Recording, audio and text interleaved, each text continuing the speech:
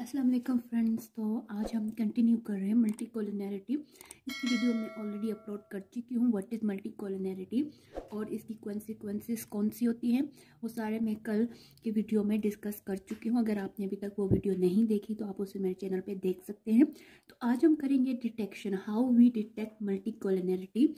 तो friend, multicollinearity की detection हम इन 6 वेज से कर सकते हैं। ये पेपर में 5 मार्क्स के लिए भी आ सकता है। तो आज हम कर रहे हैं डिटेक्शन, यानी मल्टीकोलिनैरिटी को डिटेक्ट करने के कितने तरीके हैं। हम 6 वेज से इसको डिटेक्ट कर सकते हैं। फर्स्ट पे है high R square but few significance of T ratio, यानी इसमें हमारे पास अगर आर स्क्वायर की वैल्यू हाई हो और टी रेशियो हमारे पास लो हो तो वो शो करेगा that model is good. Second पे है high pair wise correlation among regressor.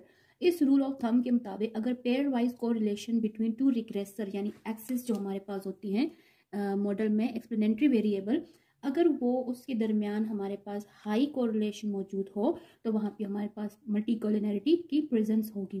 Third पे है कोरिलेशन अमंग ऑल वेरिएबल्स। इसमें सारे वेरिएबल्स आ जाते हैं वाई और एक्सिस, यानी डिपेंडेंट और इंडिपेंडेंट दोनों के दरमियान अगर कोरिलेशन मौजूद हो तो भी मल्टीकोलिनैरिटी प्रेजेंट होगी।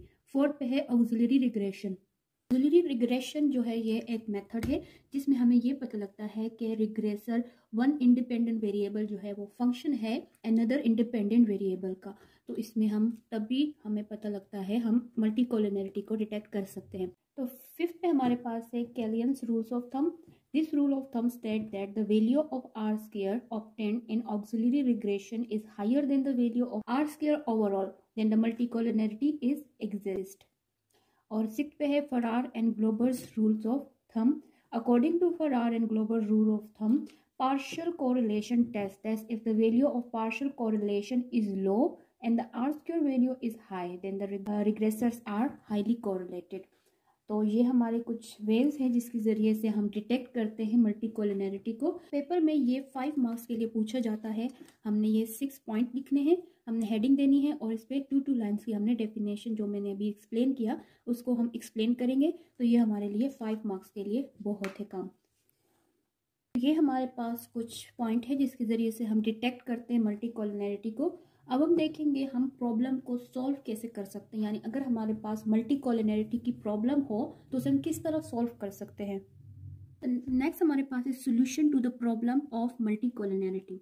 मल्टीकोलिनैरिटी अगर हमारे पास है अगर तो इसको हम किस तरह सॉल्व कर सकते हैं, इसके डिफरेंट वेज हैं। फर्स्ट पे है एक्सटेंड द सैंपल साइज।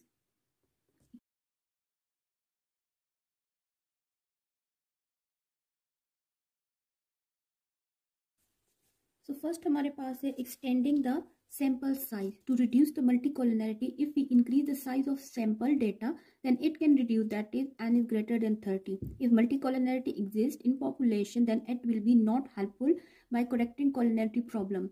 यानी हमने देखा था पॉपुलेशन में कोलिनैरिटी मौजूद नहीं होती है, जो हम सेक्शन लेते हैं उससे जो हम स्मॉल सैंपल लेते हैं उसमें मल्टीकोलिनैरिटी जो है वो प्रेजेंट होती है।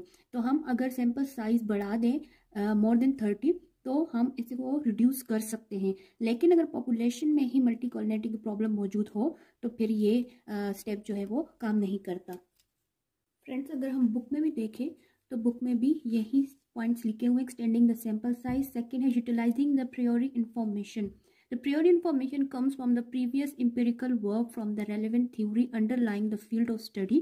For example, we may know from a previous study that beta 2 equal to 0.35 and beta 3 as the prior information multicollinearity happen to be less serious. There are many sophisticated methods of estimation helpful in correcting multicollinearity problem. These methods are: 1. The mention of restricted least square RLS, and number 2 the method of using pool data, number 3 the method of mixed estimation. तो इसमें जो है ये 3 method हमारे पास है multicollinearity को remove करने के। थर्ड पे हमारे पास है use appropriate transformation. The Koyck transformation is most widely use technique when the model involve lag explanatory variable. To correct multicollinearity problem, the Koyck distributed lag model assume that the weight of lag variable are declining geometrically. Number 4 पे हमारे पास है dropping highly correlated variables. A simple way to correct a severe multicollinearity is to drop one of the collinear variables. However, this may lead to specification bias or specification error. The specification error arises if theory tells us that drop variables should be included in the model, or incorrect specification of the model is used in the analysis. And fifth है transformation of variables. When we have time series data, we can use first difference transformation, which may make a non-stationary time series stationary. A time series say y1 is stationary if its mean and variance do not change systematically over time.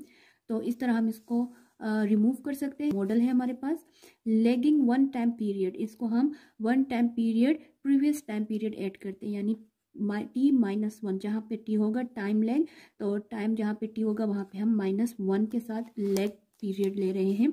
Subtracting, ये हम first model जो है वो second model से हमने minus कर दिया yt और yt-1. इस तरह हमने सारे जो है वो इसमें से β1 x1 β1 x1 t-1, तो इन दोनों में से हमने β1 को कॉमन ले लिया और इन दोनों में से हमने β2 को कॉमन ले लिया, तो अंदर हमारे पास ये रह गए. इस तरह द लास्ट इक्वेशन, ये लास्ट इक्वेशन जो हमारे पास है, द फर्स्ट डिफरेंस फॉर्म.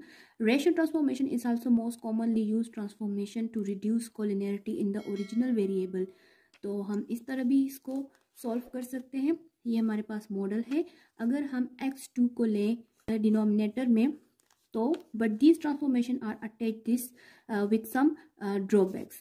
तो इस तरह हम ट्रांसफॉर्मेशन ऑफ वेरिएबल्स के ज़रिए भी मल्टीकोलिनियरिटी की प्रॉब्लम को सॉल्व कर सकते हैं.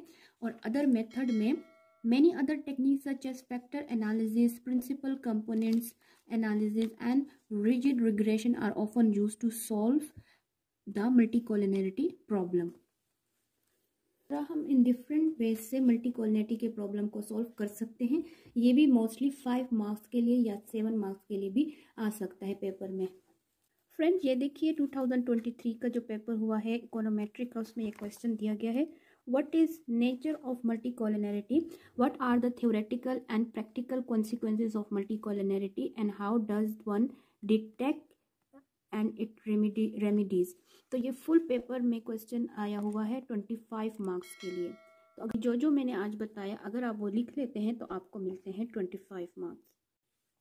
सो फ्रेंड, हम ये सारे टॉपिक मल्टीकोलिनियरिटी के क्लियर कर चुके हैं. Definition, consequences, detection and solution of the problems.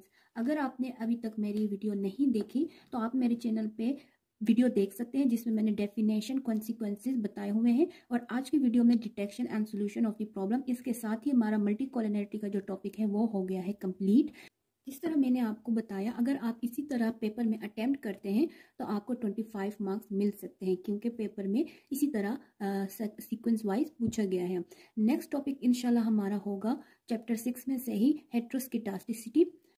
तो फ्रेंड्स, अगर अभी तक आपने मेरा चैनल सब्सक्राइब नहीं किया तो काइंडली सब्सक्राइब कर दीजिए, क्योंकि अभी बहुत सी ऐसी वीडियोस मैं पोस्ट करने वाली हूँ जो कि एग्जाम्स पॉइंट ऑफ व्यू से इंतहाई इम्पोर्टेंट है. और अगर आपको नोट्स चाहिए या सॉल्व पास्ट पेपर चाहिए तो आप मुझसे कांटेक्ट कर सकते हैं. जीमेल आपको स्क्रीन पर भी पॉपअप होता हुआ नज़र आएगा. इसके अलावा डिस्क्रिप्शन बॉक्स में भी मेरा ईमेल एड्रेस गिवन है. अगर आपको नोट्स चाहिए हो या सॉल्व पास्ट पेपर तो आप मुझसे कांटेक्ट कर सकते हैं. तो स्टे कनेक्टेड एंड लाइक करें, शेयर करें और कमेंट करें जो पॉइंट और जो टॉपिक आपको मुश्किल है, नहीं आ रहा, तो I will try my best to explain in a better way. And फिर मिलते हैं न्यू टॉपिक के साथ. तब तक के लिए अल्लाह हाफिज़.